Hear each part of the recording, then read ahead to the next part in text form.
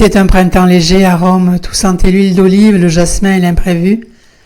Elle avait loué une Vespa rouge un peu cabossée qui faisait un bruit de casserole enchantée. Mais qu'importe, elle roulait. C'était ça l'important.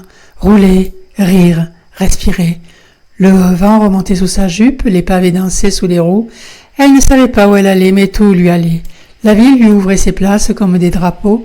Campo dei Fiori, Piazza Navona, Trastevere, des voix s'envolaient des balcons, un homme chantait dans sa cuisine, une femme accrochait des draps comme des drapeaux de paix. Et puis il y avait les artistes, assis au coin des fontaines, à croquer des visages ou à peindre le ciel.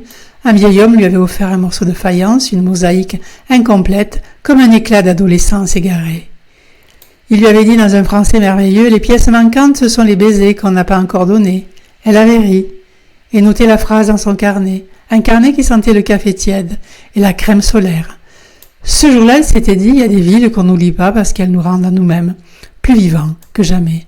Un soir, ils s'étaient arrêtés net tous les deux devant un glacier encore ouvert, les parfums débordaient sur de la vitrine comme des promesses de bonheur simple.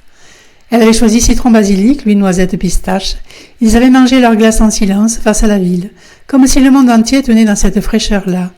Puis ils étaient repartis à pied, les sandales claquant doucement sur les dalles tièdes. Ils avaient remonté la Via del Fiori Imperiali. Les arènes se découpaient dans la nuit, vaste et déserte comme des géants endormis. Au loin, la statue de l'empereur trônait encore, rigide et solennelle, gardien de pierre dans une vallée d'oubli. Il y avait quelque chose de sacré dans ce silence. Rome s'endormait, mais elle continuait de respirer, dans les fontaines, les pierres et les vieux chiens couchés sur les marches. Ils ne s'étaient pas embrassés, pas ce soir-là, mais leurs épaules s'étaient frôlées, et cela avait suffi à réchauffer la nuit. Et elle avait écrit dans son carnet « À Rome, même les silences ont un accent ».